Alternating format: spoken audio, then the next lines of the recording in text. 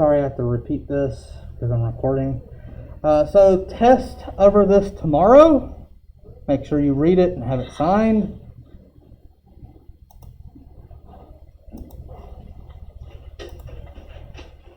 All right, lab safety. Lab safety is very important. So, I have taken chemistry in college. I've seen my fair share of accidents happen in a lab. One in particular always comes to mind. So we have a simple, easy lab. We're not doing anything dangerous. We walk into the lab.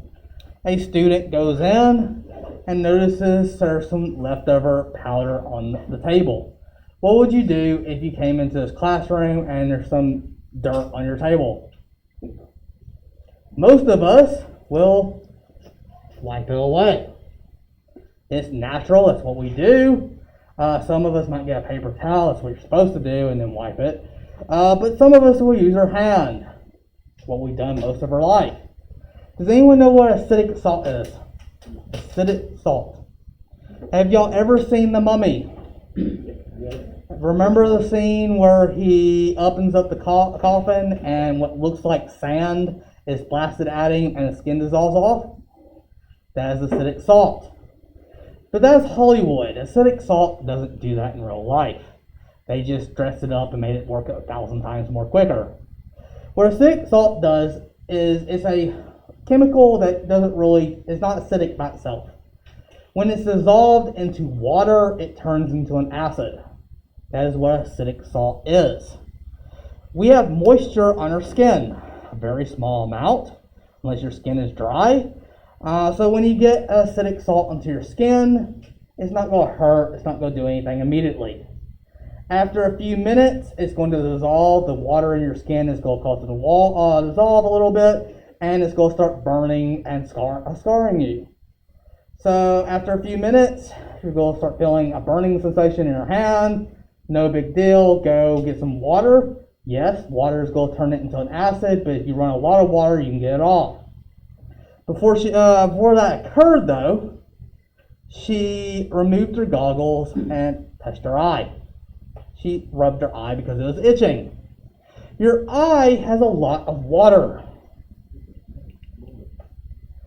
And because of that, it turned into a highly concentrated acid solution in her eye. Within seconds, she is screaming at the top of her lungs in pain as her eye is literally being dissolved away. Again, this was a simple lab. We're not doing anything dangerous. What happened was a dangerous chemical was not cleaned up from a previous lab. You guys are right after my chemistry class.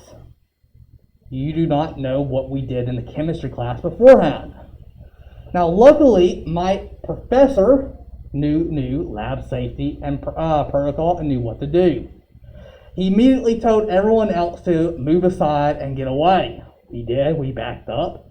He grabbed the woman and took her to the eye wash station and forced her head into it and turned it on, spraying water into her eye. He did this for about 15 or 20 minutes, constantly washing the acid out of her eye. Now, for the next few weeks, I think it was about 2 to 3 months, she lost 90 to 95% of her vision. Her eye was completely gone. But after about 2 or 3 months, for the first few weeks after it, she had lost all the vision. But after 2 or 3 months, because the professor was extremely quick, she regained about 80% of her eyesight back. Enough to wear simple glasses to correct her vision. So she ended up not losing her vision. She only lost it to somewhat because the professor quickly washed the acid out. So it's very mindful that if an accident or something occurs, you know what to do. So, when we have lab day, you will still meet in here first. Do not go straight to the lab. If I tell you we're having lab tomorrow, you will not go to the lab first. You'll come in here. So do not enter the lab without permission. Also, I will have things set up. Do not go into the lab and immediately start touching things. You might go into the lab and see beakers of a clear liquid that looks like water. You do not know if they're water. Do not touch them until given permission. Follow all instructions, both written and teacher given. Be sure to ask questions if you do not understand. Also, do not conduct any experiments unless you have teacher permission. Has everyone handled bleach? Would you say bleach is a relatively safe chemical? I would classify it as relatively safe. Reason why? As long as you don't drink it, as long as you don't bathe in it. If you spill some on it, you quickly wash it off. No big deal. I've had bleach fall on my skin. Unless you're allergic to it, if you have an allergy, this is what the safety sheet is for. I need to know if you have any allergies, because some people are highly allergic to bleach. So if you have bleach, you get it on your skin, no big deal. You just wash it off. Again, if you drink it, dangerous. If you pour it on your hand and let it sit there for several minutes, dangerous, but relatively safe to handle.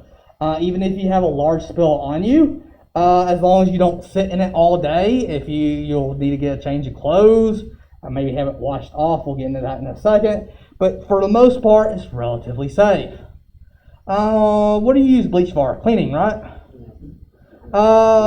Anyone use ammonia? Ammonia. What do y'all use that for? Cleaning. Would you characterize ammonia as relatively safe? So we have bleach. I would classify it as relatively safe. We have ammonia. I would classify it as relatively safe. What happens if you mix it together? Probably not. Makes it off. I don't remember. So some people have found out the hard way. They have gone into their house and decided, I'm going to clean the bathtub. They get their bleach out, they put it down, or they go and get their ammonia out and realize, oh, this ammonia's not doing anything. I need to do something stronger. I need to go get the bleach. They go back and get the bleach. They've just mixed two relatively safe chemicals together, and a glass cloud of chlorine will be given off. Chlorine, when it enters the lungs, produces hydrochloric acid. So they just made a highly concentrated acid inside their lungs. They could potentially die and have permanent lung damage. So, if you do not understand, and again, these are two chemicals you use often and sometimes close together in time. But if you mix them, they produce something dangerous. I don't even know all the chemical reactions there is. There's basically an infinite amount. So do not be doing anything on your own without permission. Also, when you come in here, you will leave your stuff inside my classroom. Do not bring your bags into the room. It will get cluttered and cause someone to trip. Know the use and location of safety equipment. So the eye wash, I'll show you where everything is when we go into the lab later in the year. Eye wash station is across the room. Shut-off valves are to the right. Fire extinguisher and first aid. Safety goggles and aprons, I'll show. If we're dealing with anything that involves heat or fire, or chemicals or glassware, goggles and aprons must be on. So you must use goggles and aprons anytime heat, chemicals, or glassware is used. So eye wash station. If you have any chemical splash into your eye, or you accidentally rub your eye and mix it, get a chemical in there, it requires 15 to 20 minutes. Have you ever had a water gun spray some water in your eye? Have you ever accidentally looked up or done something in the shower and have water hit your eye? What happens? You close your eye. Usually your instinct when water is thrust into your eye is to close it. That's no good. You're trying to wash a chemical out. It will be uncomfortable, but you will have to sit there and force your eyes open for 15 to 20 minutes until all the chemical is washed out. It is much better to suffer for 15 to 20 minutes than to lose your vision for the rest of your life. And as I said in the first example with this person, I think eventually she got way more than 80% of her vision back. I want to say it was closer to 90%, maybe 95, after a year. Just like a cut, whenever you get a cut or anything damaged, like you rope burn or anything, your body produces a scab, and that scab takes a long time to disappear, which is why she lost 80% of her vision at the very beginning, but eventually it healed. And it's entirely because we washed the eye for 15 to 20 minutes. If you spill a whole bunch of a chemical on you, and the chemical is considered corrosive or dangerous, you will have to go stand under the shower until all the chemical is removed. Again, this is going to be something, hopefully this never occurs, but if something is spilled like this, yes, I know, you're going to have to stand under a shower and get soaking wet for several minutes. My plan is, in case this happens, everyone's going to go out in the hallway. And some people are going to go get the principal and nurse. I'm going to stand there and make sure that all the chemical is being washed away. And then we'll deal with the situation later. Probably the principal will have you go to the cafeteria later or somewhere else later until this is sorted out. But safety is number one. Safety is priority. Fire extinguisher. In case there's a fire that needs to be put out, how you use it, pull the pin, point it in a safe direction, and pull on the handle. So how fire extinguishers work, most of them, there's several of the types. There's ones that are rated for electrical, some are chemical, some are mostly CO2, most of them are CO2 based. What they do is they starve oxygen from the air. The fire is robbed of its oxygen. Without oxygen, it can't burn. So if you have like some wood on fire and a big fire going, if you sprayed fire extinguisher at the fire itself, as soon as you stop, it's still going to be on fire. In order to actually put the fire out, you need to starve the wood of oxygen. Whatever is burning should be put out. Because if you just put the flames out, you're not stopping the chemical reaction going on. The wood is chemically reacting with oxygen to produce fire. So you aim it at the base of the fire and not directly at the fire itself.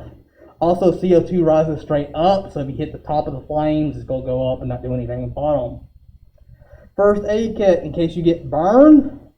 Burn cream has lidocaine in it, which is a pain reliever, and also some chemicals that are designed to reduce scarring, usually.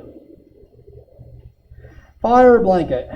Your hair is extremely flammable.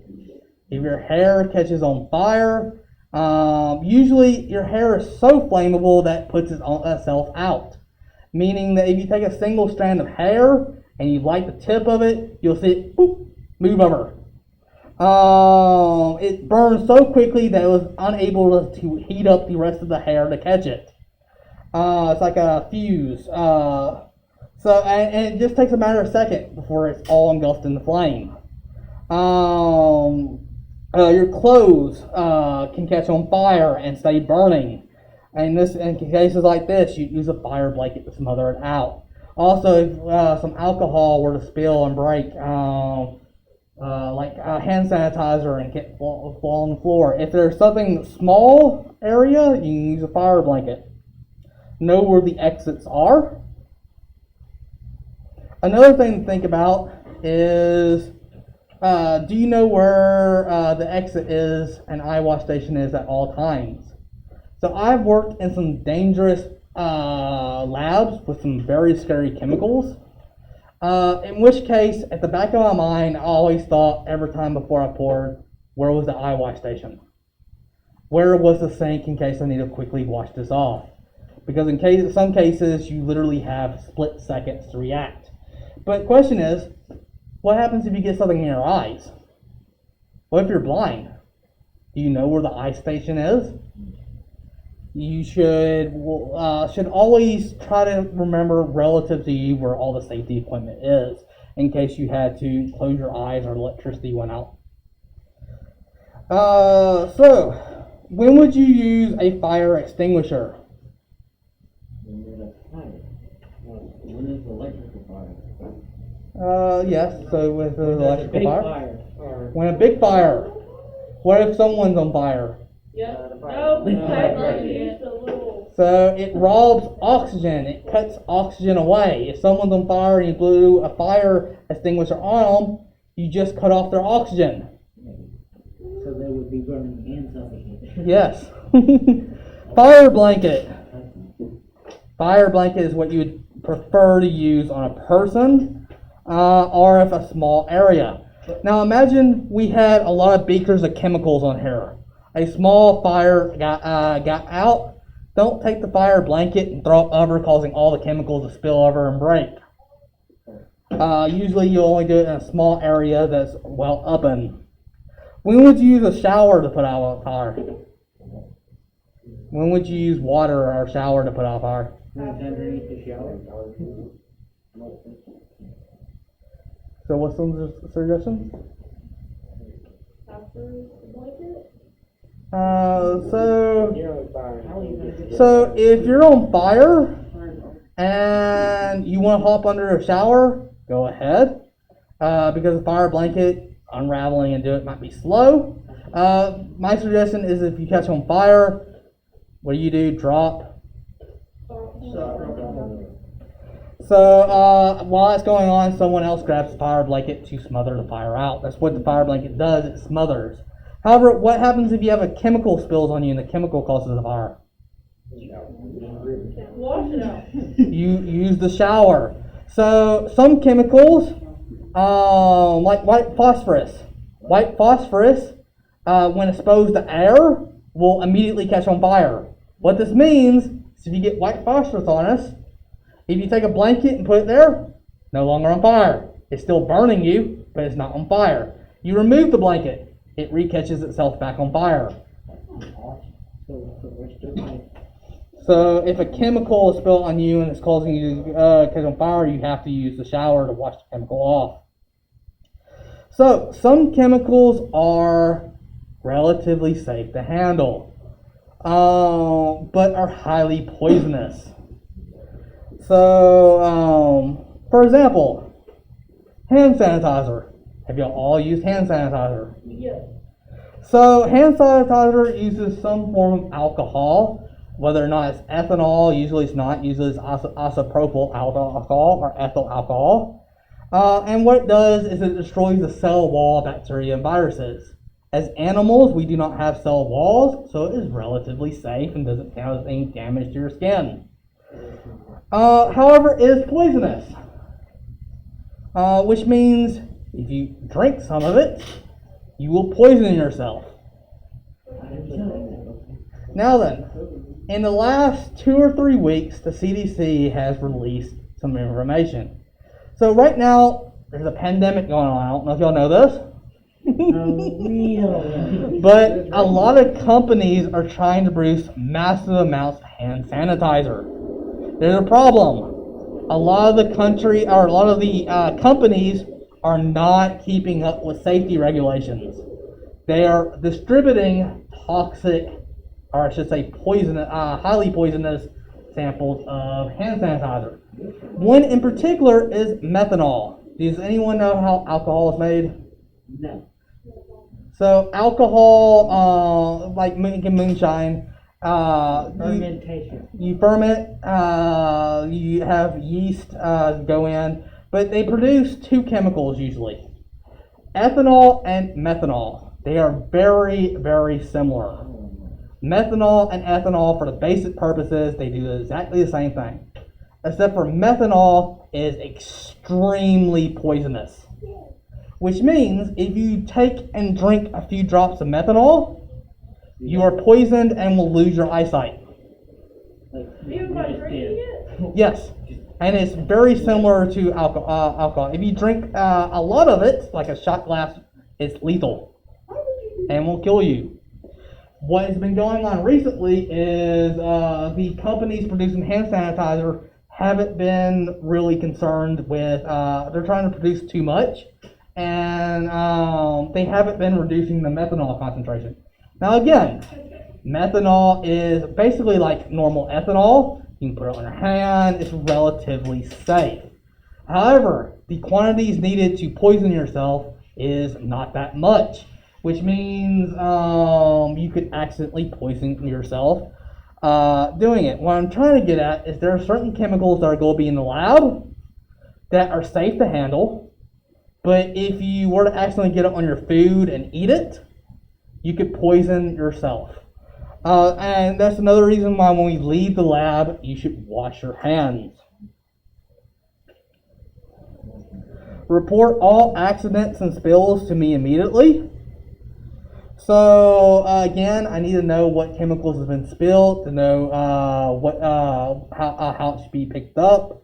Some things you shouldn't go in with a piece of paper towel and wipe away because over a large area they produce a lot of vapors. Like gasoline. Gasoline is safe to use in containers, but what happens if you spill it over a large area? It produces a lot of gas vapors.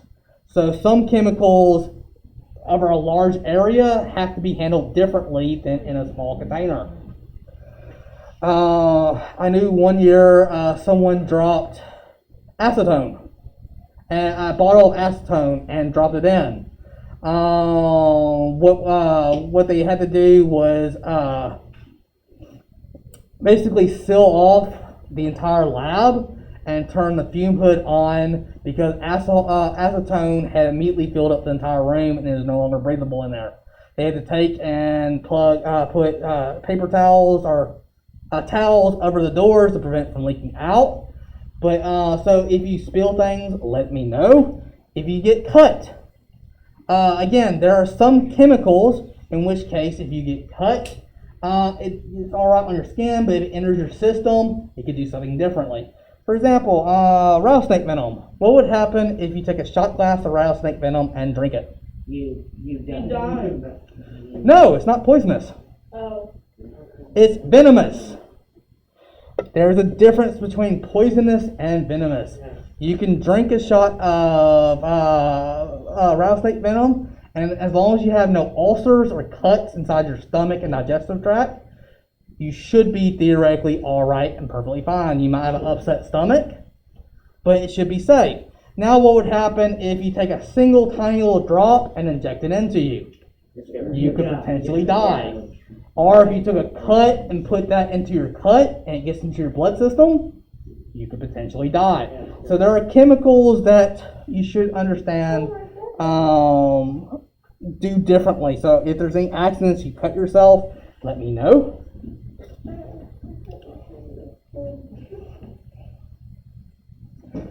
So in an emergency, call me. If there's any living creatures in the lab, don't harm them. If there's any biological preserved materials, such as we have a pig's heart in there, be ethical, treat everything with respect. It was a living creature at one point. What happened to it? It died. Someone killed it? No, like I know it died, but who killed it? The people that sell pig hearts. Yeah, they probably got it from a slaughterhouse. It became someone's supper. So we will usually never go in a lab to the full bell. I'll usually tell y'all 5 minutes before class ends, or 5 or 10 minutes for that. Whenever you finish, usually labs are very short and simple. Make sure do not immediately leave and come back to the classroom. Clean up. You will need to clean up after yourself. And when you're done cleaning up, tell me and I'll inspect. Then I'll dismiss you back to your table. When your table is ready to be dismissed, raise your hand or tell me. Make sure your chairs are up. Do not dispose of lab materials improperly. You need to dispose of them properly. So do not pour anything down the sink. So when I was in high school, I graduated here from 2007. My class, it wasn't my period, but it was my class, dumped some chemicals into the sink in this lab. I think they did baking soda and vinegar Has anyone ever did the volcano I experiment? know what's fixing to happen in this. Now our pipes are underneath the school. They're hard to get to, but they burst. And because it was 7th or 8th period, no one knew about it until the next morning when the bathrooms were flooded. Now you might think that's funny, It is. but we had no water to the school for 2 weeks. No bathroom breaks. No water breaks. 2 whole weeks. Students were told to use the bathroom before school, coming to school because we can't have them. So, make sure you do not pour things down the sink without permission. You do not want the bathrooms to be shut down for a week or 2. The pipes are hard to get to. Pee in a cup. Broken glass. Do not touch broken glass with your hand. Use a broom. And do not throw them in the trash can. These bags are super thin. Glass will cut through them, and we don't want Miss Bambi or Kelly to come in and lift up a bag and have broken glass get splattered everywhere. Also, no horseplaying or fooling around. I take lab safety very seriously. If you're horseplaying and fooling around, I'm just going to ban you from the lab for the rest of the year. You will go to the ISS room or the office and you will write a long report detailing what you think the lab was about, what you think you will have learned if you participated. I will make it unpleasant and I will grade it. Everyone else will probably get a free participation grade and an easy 100. I do not want to have to do that, but when you enter that lab room, no horseplaying or fooling around, as there are some serious dangers in there. So, washing your hands. You should do that before you leave the lab or after you leave it. Fire drills. Let's talk about fire drills. So if a fire drill goes out off, what should you do? Get in a line. You get in a line. Do you leave? No. Good. So if the fire drill goes off, this building is flame retardant. That doesn't mean flame proof. If a fire were to break out, the school won't burn down in 5 minutes. But it still will. This school has drywall. The carpet's going to burn. The drywall is not really flammable. The paint on it might be. But the ceiling is flammable. I don't know. I think actually the ceiling might be some fire retardant stuff in it. But my point is if there's a fire breaks down, not near our classroom or the lab, you're not going to necessarily be dead in the next 2 minutes. So let's give an example here. Let's say that we have the Bunsen burners on and we have a fire and we have natural gas going in the room. They're baking a cake in there and the smoke alarm goes out. We'll all have to leave. If we all left the lab with the gas running and a fire is next by, what do you think is going to happen? We're going to have an explosion. If you've ever been next to an explosion, Yes. shrapnel can be flown for a long distance. So if a fire alarm goes off, we will shut down. If we have some chemicals reacting, we need to shut them down. I will tell you how to do that. Or if we need to pour them down, set them in the sink and leave, turn the heating off. But we will not leave immediately. No one's permitted to leave without permission. Let's say that we're not in the lab. Let's say we're in the classroom. We're not doing anything with gas or anything. But fire alarm goes off. You are not permitted to step out in the hallway. Not until you have permission. You will get in a single file, give me enough space to open the door. I'm going to start closing the door tomorrow, next week. But you will stay in this room until I have given you permission. The only exception is if you see lots of smoke coming in, you see smoke, or if I open the door and we see smoke and fire in the hallways. If you see a lot of smoke and fire, you're in imminent danger. We will immediately evacuate then. By all means, book it. But if there is no fire, if we don't see fire, if we don't see large bellows of smoke, what we will do, I'll line up, I will get in the door, I will look my head up and see if it's safe. We go through this every year. I don't know if you're aware, but in America, we have a lot of school shootings. One of the things shooters have been doing is going up to the hallway with high capacity mags, tripping the fire alarm, and watching as all the students rush into the hallway and beginning opening fire. If you're all crammed in the hallway and you hear gunshots, you're all just going to trip on yourself and be easy targets. And drop. So my plan is, because the safety of my class is number one, I'm going to look out. I'm going to let a few classes go first. Oh.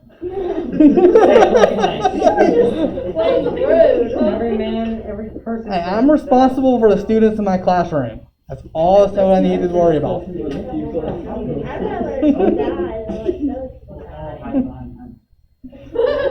But we will stay in here probably 30 seconds a minute, let everyone start walking by.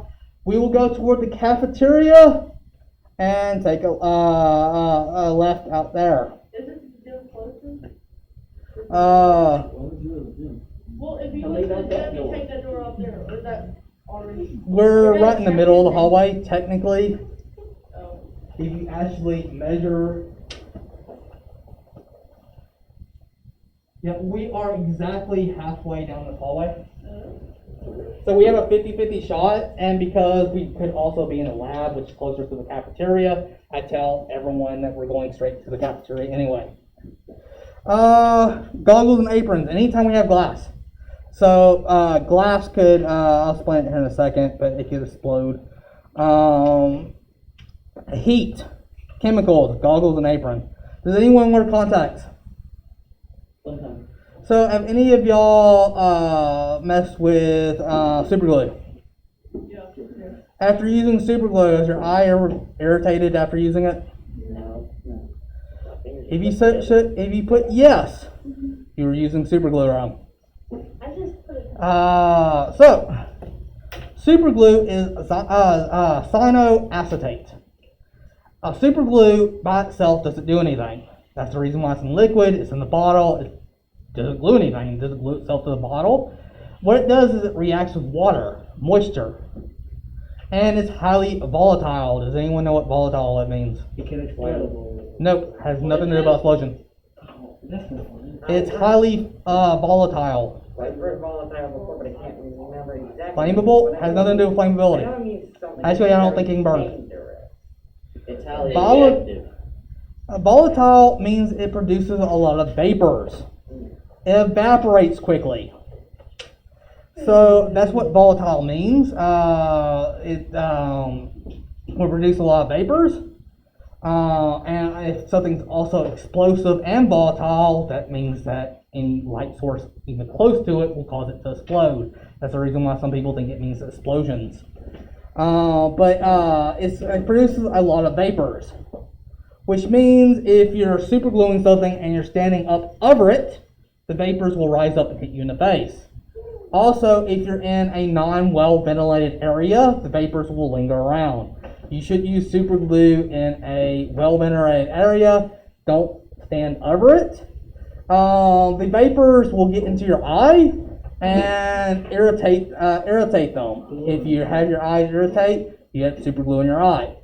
It's not usually that big a deal. Your body will naturally break down the super glue. Not much danger in there, but if you have contacts, you could super glue the contacts to your eyeball. So, just saying, if you occasionally wear contacts, you might want to remove them or make sure you have goggles on all the time. There's also some chemicals that can dissolve contacts. Clothes and hair. Hair has a lot of static electricity. It's like a magnet. If you were to lean over a table and your hair were to rub up on a table, you will pick up so many chemicals that will stick in your hair. Some chemicals some chemicals don't really do anything. They're relatively safe for short amounts of time. Like bleach. You put bleach on you, it's not going to immediately kill you unless you're allergic, maybe. But if you quickly wash it off, you're fine.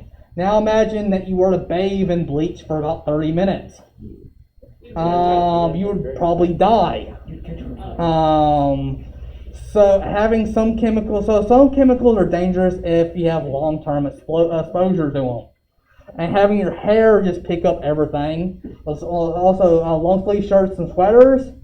So, in the lab, if you have a long sleeve shirt or sweater, you need to roll it up or take the sweater off or jacket. Hair needs to be tied back behind your back. Hair is also flammable. You don't want to be reaching over. Eye wash for 15 or 20 minutes.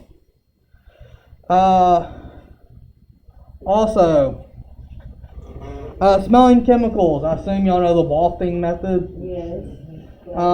So whenever I was in speech class in college, because I'm a science nerd, I did the electrolysis of water. What is electrolysis? So basically what I did is I took water, which is H2O, and I used electricity to break it into hydrogen gas and oxygen gas. Water does not conduct electricity. In order for it to conduct electricity, it needs an electrolyte. The electrolyte that I chose to add to my water was ordinary table salt. Ordinary table salt is sodium chloride. It has a chlorine atom. The electricity, when it goes through it, will eventually break the sodium atom and chlorine apart and produce chlorine gas. It doesn't produce that much chlorine gas, but it's enough to smell. It's like a swimming pool. Whenever you put chlorine into a swimming pool, you can smell the chlorine. And whenever I was giving the speech about how it works, I wafted it and showed that you can smell the chlorine gas, and it's relatively safe. But I said that you can smell the chlorine gas. It has smelled like a swimming pool. So chlorine gas, when it enters your lungs, it makes hydrochloric acid, which dissolves your lungs. It chokes you. Nazis used it during World War II to kill millions of people. It's a banned weapon to be used in warfare. But my professor, who was standing next to me, wanted to smell it herself. She was an English liberal arts major or professor. Didn't know the wafting method. She put her nose directly to it and breathed it. Even though it was such a little amount of chlorine being produced, it caused her lungs to seize up, and she was unable to breathe for a few seconds. As soon as she lifted her head, unable to breathe, lost all oxygen, she started to trip backwards and almost lost consciousness. Luckily, it wasn't that much. It only lasted for about 5 or 6 seconds. She didn't fall, but it could have been bad. If you were to breathe into a chemical directly, it could cause you to lose consciousness, fall back and bust your head open.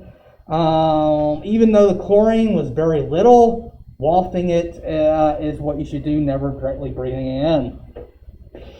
So, broken glass. Again, don't use your hands, use a broom. Electrical equipment. Has anyone ever been shocked? Yes. Yeah. Or has anyone ever been electrocuted, I should say? I peed over electric fence. Yeah. So, if you've never taken anatomy and physiology or don't know how this works, how you control your muscles is through electricity. Your brain sends electrical signal through your arm to your hand, to the muscles in your hand, and tell that muscle to contract. Now, if you were to touch something, like if you were to take a paper clip and shove it into the wall outlet, so you were to grab something, or if you were to just touch a bar wire like this, it probably happens so quickly you don't realize it, but your hand will form a fist and you'll pull back with a large shock. You probably don't realize it, but your hand closes up.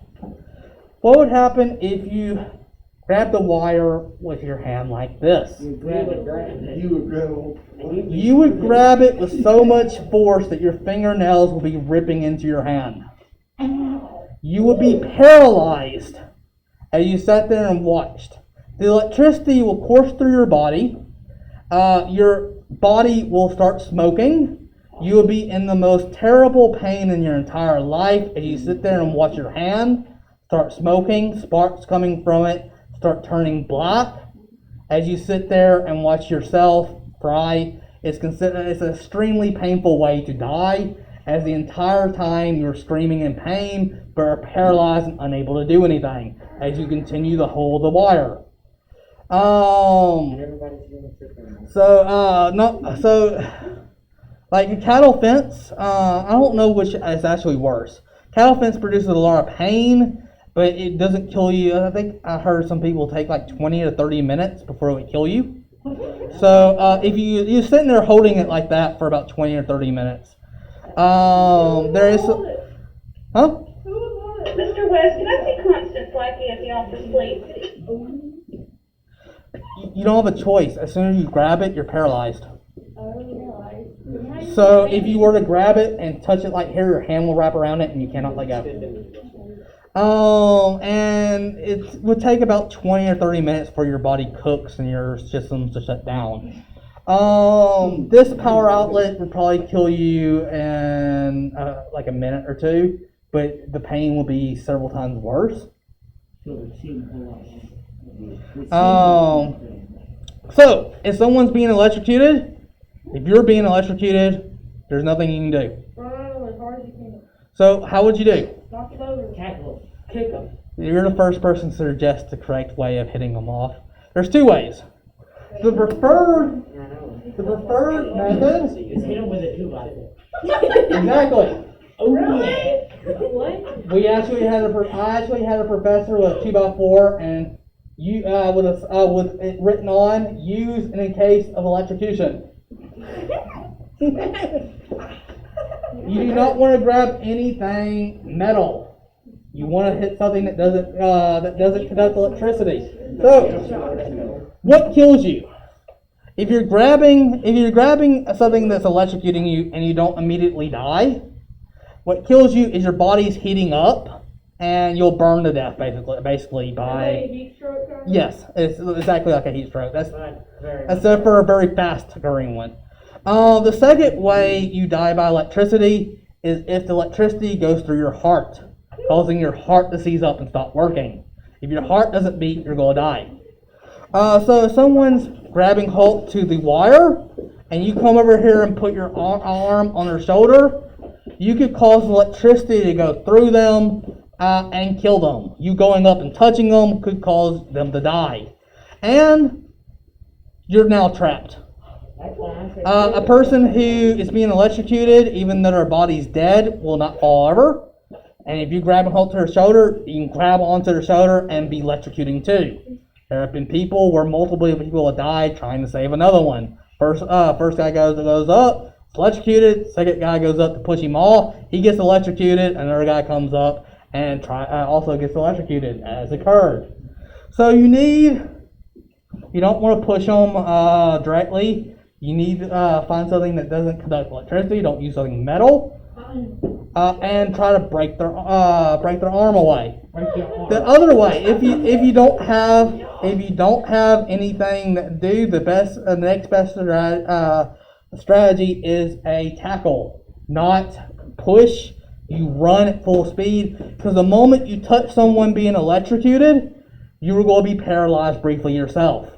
So if you go up and push them, you don't want to fall over on top of them and be electrocuted. You want to be running so that you will continue moving after you touch them.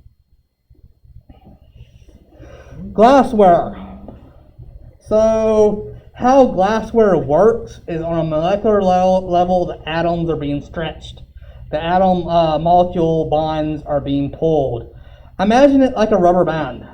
If you have a lot of rubber bands stretched, it'd be really hard to break it.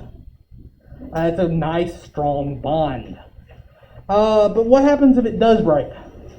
Let's say two people were holding a rubber band, and all of a sudden one person let go. So glass is kind of similar in that idea. If there's any chips and cracks, the glass is no longer safe.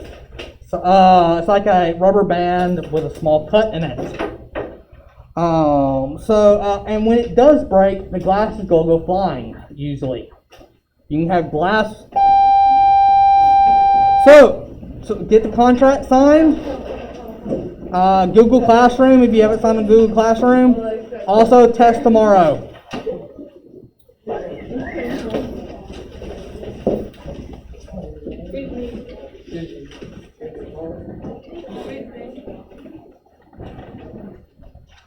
Thanks, Stuart. Christian.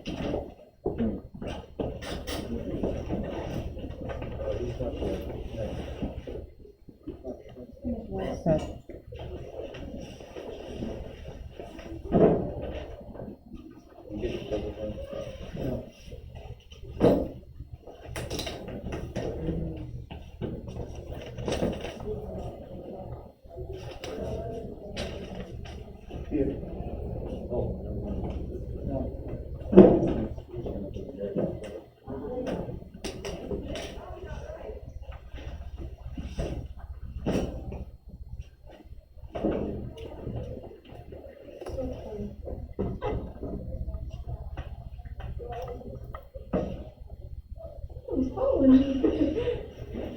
I was like, did you think you dropped something? I don't know where it went. It's okay.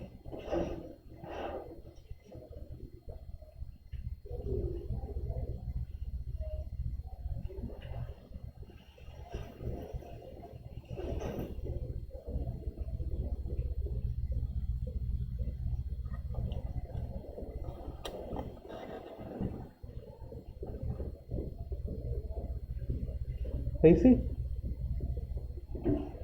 Destiny? Dallas? Do you have your schedule? Can I look at it?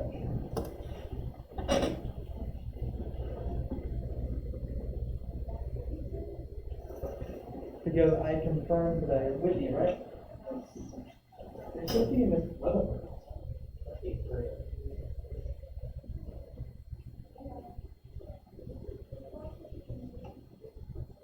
Yeah, your schedule is outdated. Go to the office and tell them that your schedule is IPC and ask them what else to tell you. Because I don't have you on my class roster. You can take your stuff. Too, because I think you're supposed to be in the college. May I have an office too? I need to ask something. I'll quit. It'll be quick. Alright, be quick. Actually, wait.